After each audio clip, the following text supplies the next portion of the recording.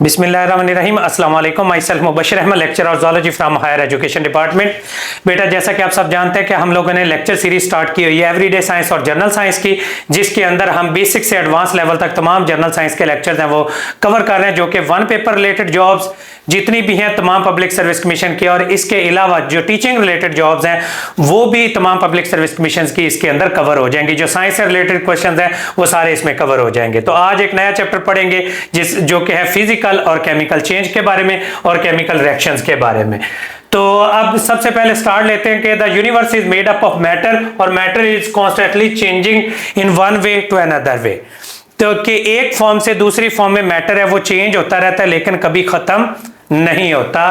और जैसा कि ये इधर एग्जांपल उन्होंने दी हुई है कि जैसा कि वुड है वो चॉप कर दें, उसके बाद कुकिंग ओवर ए फायर, ड्रिंकिंग, ईटिंग, बर्निंग, इन सब के अंदर फिजिकल और केमिकल चेंजेस हैं ये हो रही होती हैं, जो कि हम लोग देखते हैं कि अब मैटर है उसके अंदर दो तरह की चेंज आ सकती है, या फिजिकल या केमिकल। फिजिकल चेंज जैसा कि चॉपिंग ऑफ वुड है जिसके अंदर केमिकल कंपोजिशन है वो चेंज ना हो, उसको क्या कह देते हैं, फिजिकल चेंज। और केमिकल चेंज क्या होती है, जिसके अंदर केमिकल कंपोजिशन चेंज हो जाए, एक फॉर्म से दूसरी फॉर्म है वो बन जाए, कोई नया प्रोडक्ट बन जाए, तो उसको क्या कह देते हैं, केमिकल चेंज। फिजिकल चेंज क्या होती है, चॉपिंग ऑफ वुड जैसा कि एग्जांपल दे दी, और केमिकल चेंज जिसके अंदर एक फॉर्म से दूसरी फॉर्म कोई और चीज बन जाए। तो अब फिजिकल चेंजेस के बारे में देखते हैं, जैसा कि चॉपिंग ऑफ वुड है, ये इधर एग्जांपल दी हुई है, ब्रेकिंग ऑफ द ग्लास देख लें, उसके बाद मिक्सिंग ऑफ कैंडीज है, या चॉपिंग ऑफ द वुड है, कटिंग ऑफ द हेयर्स है, ड्राई आइस सब्लिमेशन है, या श्रेडिंग ऑफ द पेपर है, फोल्डिंग ऑफ द पेपर है, मेल्टिंग ऑफ द आइस है, जिसके अंदर एक जो केमिकल कंपोजिशन नहीं चेंज हो रही है, मैटर की जो स्टेट है वो चेंज हो सकती है लेकिन केमिकल कंपोजिशन उसकी ना चेंज हो रही है, उसको क्या कह देते हैं, फिजिकल चेंज कह देते हैं। और केमिकल चेंज क्या होती है, जिसके अंदर मैटर चेंज हो जाए और उसकी कंपोजिशन है वो भी चेंज हो जाए और वो दोबारा रिवर्स ना हो, दोबारा रिवर्स भी ना की जा सके, उसको क्या कह देते हैं, केमिकल चेंज कहते हैं। केमिकल चेंज की जैसा कि कंबशन है, अब लकड़ी को जब हम जलाते हैं तो उससे एशेस बन जाती हैं, ये कंबशन का प्रोसेस है। रस्टिंग ऑफ आयरन है, बर्निंग है, कुकिंग ऑफ दैन एग है, ये एग्जांपल्स आप लोगों ने याद रखनी है। बेकिंग ऑफ एक केक है या फिर दही का बनना है, ये सारे के सारे प्रोसेसेस क्या चीज है, केमिकल चेंज है। ये केमिकल चेंज और फिजिकल चेंज की एग्जांपल्स हैं, ये तैयार कर लीजिएगा, यहां से एमसीक्यूज है जरूर आता होता है। अब उसके बाद आगे एक और इंपॉर्टेंट एमसीक्यूज बताया हुआ है, a new substance is found in a chemical reaction. Chemical reaction होता ही है कि जिसमें पुराने केमिकल बॉन्ड टूटे और नए केमिकल बॉन्ड बन जाए और रिएक्टेंट से प्रोडक्ट बन जाए, उसको केमिकल रिएक्शन का नाम दे देते हैं। और ये एंटोनियल वाइजर एक साइंटिस्ट था जिसने law of conservation of mass दिया था। Law of conservation of mass हमें क्या बताता है कि केमिकल रिएक्शन के अंदर matter neither destroyed nor created, एक फॉर्म से दूसरी फॉर्म में वो चेंज होता है, ना ही इसको तबाह किया जा सकता है ना ही पैदा किया जा सकता है। एंटोनियल वाइजर को ये फादर ऑफ केमिस्ट्री भी कहा जाता है, ये भी एमसीक्यूज है, ये भी आप लोग तैयार कर लीजिएगा।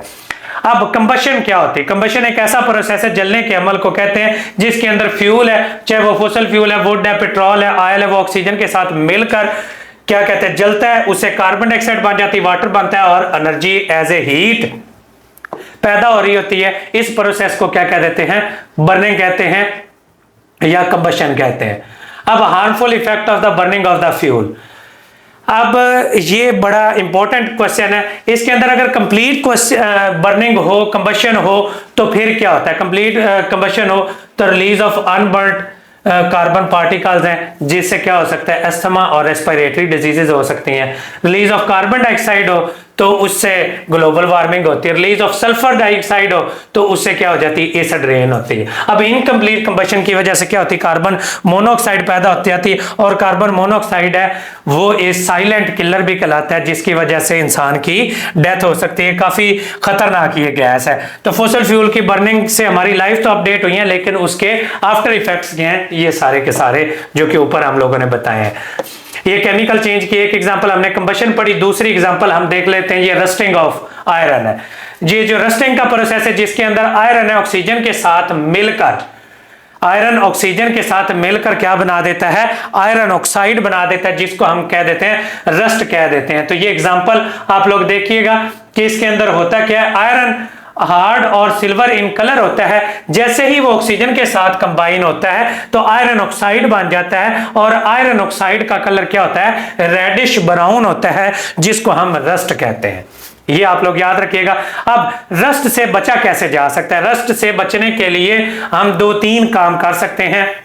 नंबर 1, उसकी कोटिंग कर दें किसी और मेटल से, उसको गैल्वेनाइजिंग प्रोसेस कहते हैं, और उसके बाद या पेंट कर दें। पेंटिंग से और कोटिंग से क्या कहते हैं, हम लोग रस्टिंग से बचा सकते हैं चीजों को।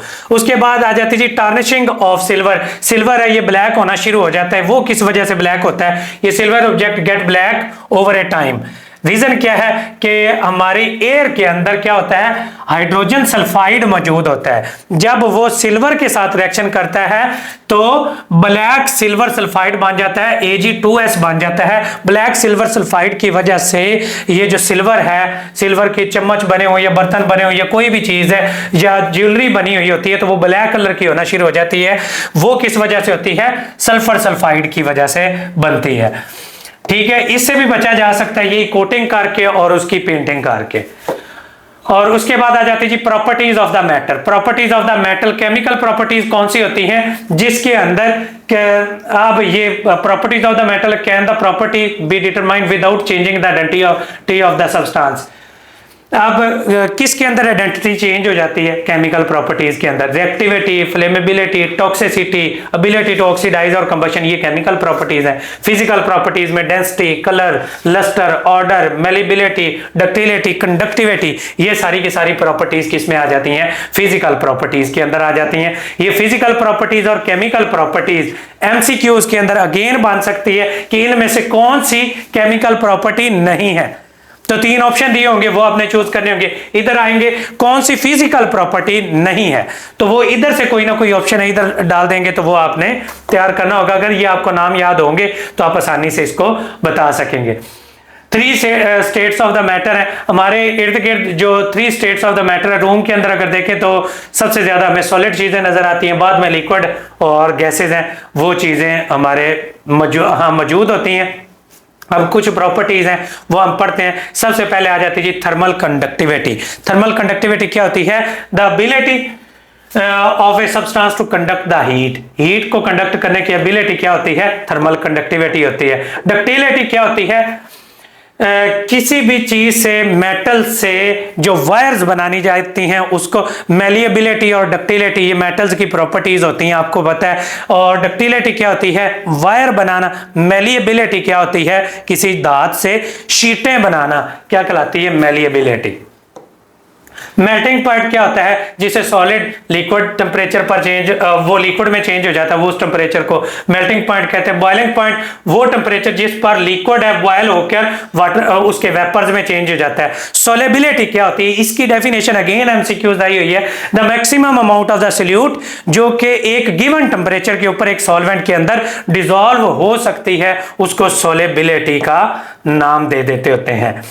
अब chemical property is a character of a substance that may be observed when a participate in a chemical change। अब केमिकल प्रॉपर्टीज हम तभी ऑब्जर्व कर सकते हैं जैसा कि जब वो केमिकल रिएक्शन में हिस्सा लेते हैं, जैसा कि फ्लेमेबिलिटी है, एबिलिटी टू रस्ट है और रिएक्टिविटी है। ये सारी की सारी क्या चीज है, केमिकल प्रॉपर्टीज है। फ्लेमेबिलिटी का मतलब क्या होता है, हो easily a substance can burn, कि कितना आसानी से कोई जो सब्सटेंस है वो बर्न हो सकता है, इसको क्या कह देते हैं, फ्लेमेबिलिटी। और इसकी फ्लेमेबल जो सब्सटेंसेस होते हैं वो कौन से होते हैं, वुड है जैसा कि फ्लेमेबल मैटर है। केमिकल्स कौन से, गैसोलीन, एसीटोन, डाइएथाइल ईथर, ये सारे के सारे मॉडरेट टेम्परेचर के ऊपर भी आग को पकड़ सकते हैं, इसलिए इनको हजार्डियस सब्सटेंस कहते हैं। और उनके ये explosive, corrosive, harmful, highly flammable, toxic और डेंजरस के निशानात इन चीजों के इर्द गिर्द लगे होते हैं। ये सेब है, काटें तो वो ब्राउन कलर का क्यों हो जाता है, क्योंकि आयरन सेब के अंदर मौजूद होता है और ऑक्सीजन एनवायरनमेंट से मिलती है तो वो सेब है वो ब्राउन कलर का हो जाता है